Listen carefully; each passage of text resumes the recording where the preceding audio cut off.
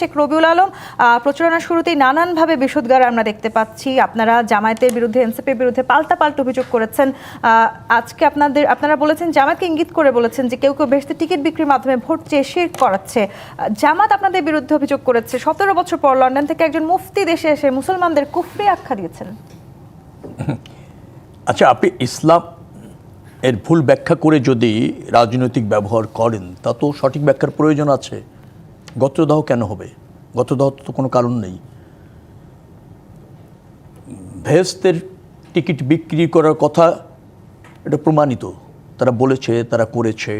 জামাতকে ভোট দিলে কি হয়ে যাবে, 18 বছরের গুনাহ মাফ হয়ে যাবে, সারা জীবনের গুনাহ মাফ হয়ে যাবে, তাও তো বলা হয়েছে। তো এগুলো তাদের নেতারা বলেছে, তাদেরকে সতর্ক না করে সেগুলি দায় না নিয়ে অন্যদের উপর দায় চাপানোর চেষ্টা করা হচ্ছে। আলটিমেটলি আপনি যে দোষারোপগুলি চলছে, আমি এটাতে খুব বেশি বিচলিত নয়, অথবা ধরেন যেটাকে বলা হয় বিরক্তও নয়। বাংলাদেশের রাজনীতিতে এইগুলি দায় চাপানোর একটা চেষ্টা আছে, বিষাদাগার করাও চেষ্টা আছে, এগুলি থেকেছে। কিন্তু দিন শেষে জনগণই তার বিচার করে, কে সঠিক করছে, কে সঠিক করছে না, কে সীমালঙ্ঘন করছে, কে সীমালঙ্ঘন করছে না, কে জন আকাঙ্ক্ষা ধারণ করছে, কে করছে না। আপনি এই নির্বাচনের রায়ের মধ্যে দিয়ে দেখবেন যে জনগণ সঠিকটা বেছে নিয়েছে এবং সঠিক সিদ্ধান্ত নিয়েছে। বেশ কিছু অভিযোগের কথা স্পষ্ট করে বলেছেন মনিরা শারমিন, বিশেষ করে ইসিতে ঋণ খেলাপিদেরকে আসলে যে সুযোগ সুবিধা দেওয়া হয়েছে। আচ্ছা, আমি তো এটাও মনে করছি যে নির্বাচনে কে প্রার্থী হবে কি হবে না সেটা এনসিপি নির্ধারণ করে দেবে। সবচেয়ে বেশি প্রার্থী বাতিল হয়েছে বিএনপির, সর্বাধিক। জামাতের যখন প্রথম পর্যায়ে প্রথম দিন যাচাই বাছাইয়ের কয়েকজন বাতিল হলে একেবারে নির্বাচন কমিশন বিএনপির হয়ে গিয়েছে, ইত্যাদি ইত্যাদি হলো।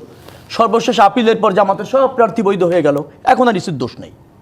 মানে ইসি, এনসিপি এবং জামাতের পারপাস সার্ভ করতে না পারলেই তাদের বিষাদাগার শুরু হয়েছে। কিন্তু ঋণ খেলাপিরা টাকা দিয়ে মনোনয়ন কিনেছেন। আপনি কেটে জানেন যে আইনে ঋণ খেলাপির কোনো অবস্থাতে নির্বাচন করার সুযোগ নাই। পেয়েছে মঞ্জুরুল হাসান মুন্সি, বাতিল হয়নি। পুনর্তফসিল করার সুযোগ আছে, প্লিজ, পুনর্তফসিল করার সুযোগ আছে। সেই সুযোগে যদি কেউ তার ঋণ পুনর্তফসিল করে নেয়, তাতে যদি ব্যাংক স্যাটিসফাইড হয়, তাকে যদি ঋণ খেলাপি ব্যাংক মনে না করে, ঋণ খেলাপিকে আপনি নির্ধারণ করবেন না আমি নির্ধারণ করব, নাকি মনিরা শারমিন নির্ধারণ করবে? বাংলাদেশের এই বিধানটা আছে। পুনর্তফসিল যদি ব্যাংক কর্তৃক অ্যাকসেপ্ট হয়, তিনি আর ঋণ খেলাপি থাকেন না। তিনি টাকা দিয়েছেন, পুনরায় দিতে চেয়েছেন, সেভাবে তফসিল করার সুযোগ আছে। তো একজন লোক ঋণ নিয়েছে আর আপনি বলে দেবেন যে না, তার প্রার্থী হতে পারবে না, এটা তো স্বেচ্ছাচারিতা, এক ধরনের ডিজায়ার, এটা কিন্তু ঠিক না। আবার ধরেন যারা প্রকৃতপক্ষে যেভাবে পুনর্তফসিল করতে চেয়েছে ব্যাংক কর্তৃক গৃহীত হয়নি, তাতে বাতিল হয়েছে। দ্বৈত নাগরিক কোনটা থাকলে বাতিল হয়, কোনটা থাকলে বাতিল হয় না, সেটা আইনি প্রক্রিয়ায় নির্বাচন কমিশন সিদ্ধান্ত নিয়েছে, এটা তার এখতিয়ার। এগুলি নিয়ে বিভ্রান্ত তৈরি করা হচ্ছে। যেমন ধরেন আপনি দ্বৈত নাগরিক, আলোচনা তৈরি হয়েছে যে আপনারা একদিকে বলছেন যে আপনারা ফ্যামিলি কার্ড দিবেন, আবার একদিকে আপনারা ঋণ খেলাপিদের মনোনয়ন দিচ্ছেন। তো ফ্যামিলি কার্ডের সাথে ঋণ খেলাপির সম্পর্ক কি? রাষ্ট্রের ঋণ পাওয়ার অধিকার সবার আছে, যে কোনো উদ্যোক্তা ঋণ পায়। আমি যদি আপনাকে বলি 7 লাখ কোটি টাকা রাইট অফ যদি ধরেন খেলাপি ঋণ, কারা করেছে এটা দেখেন, কারা করেছে? বয়ানপির বিরুদ্ধে বলা হচ্ছে যে 6000 কোটি টাকার নাকি ঋণ খেলাপি ইতিমধ্যে পাওয়া গিয়েছে। ঋণ খেলাপি নয়, 6000 কোটি টাকা, 7 লাখ কোটি টাকা খেলাপি ঋণ। 6000 কোটি টাকা অত্যন্ত মানে অল্প একটা অ্যামাউন্ট। এবং মনে রাখবেন, এই দলে অনেক রকমের শিল্প উদ্যোক্তা রয়েছে, তারা বৈধভাবে ব্যবসা করছে। ঋণ পাওয়া তো আপনার অধিকার রাষ্ট্রে, এটা তো অবৈধ কিছু নয়। আপনি দেখবেন যে আপনি চূড়ান্তভাবে খেলাপি হয়েছেন কিনা, আইনের ব্যত্যয় ঘটানোর পরও নির্বাচন কমিশন আনুকূল্য দেখাচ্ছে কিনা। একটা কথা বলা খুব ভালো, ফ্যামিলি কার্ড, গোত্রদাহ কেন? এটা তো আমাদের অঙ্গীকার নির্বাচনে, আমাদের ম্যানিফেস্টোতে থাকবে। 31 দফা নিয়ে আমরা কথা সোচ্চার আছে আরও 4 বছর ধরে।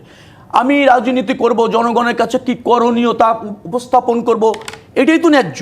এবং জনগণ, এর আগে শেখ রবিউল আলম, এনসিপি নেতারা এটিও বলেছেন যে এই ফ্যামিলি কার্ডের মাধ্যমে আসলে আপনারা জনগণের কাছ থেকে টাকা নেবেন, সেই টাকা দিয়েই ফ্যামিলি কার্ড দিবেন, এবং এতে করে আপনাদের যারা দলীয় নেতাকর্মী আছেন তারাই শুধু সুবিধাটি পাবেন। এনসিপি তো অনেক কথাই বলছেন, নিজেদের অতীত, বর্তমান, ভবিষ্যৎ নিয়ে কিছুই করণীয় নেই।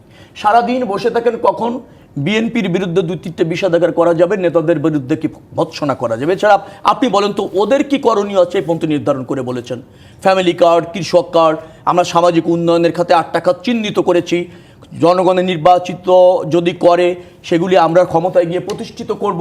জনগণের জন্য কি করব তাও যদি বলতে না পারি, তা বললে গোত্রদাহ হলে জনগণের আস্থা আপনি কেন পাবেন? আর জনগণের জন্য কি করবেন এটা জনগণ জানতে চাইবে না, আমার অঙ্গীকার থাকবে না। জনগণের জন্য আসলে আমরা কি করব সেটি যেমন আমরা জানাতে চাই, জনগণের জন্য যা করার আমরা অঙ্গীকার করছি সেই অঙ্গীকার আমরা কতখানি রাখবো সেটিও এবারে আসলে বিবেচনার বিষয়। মনিরা শারমিন।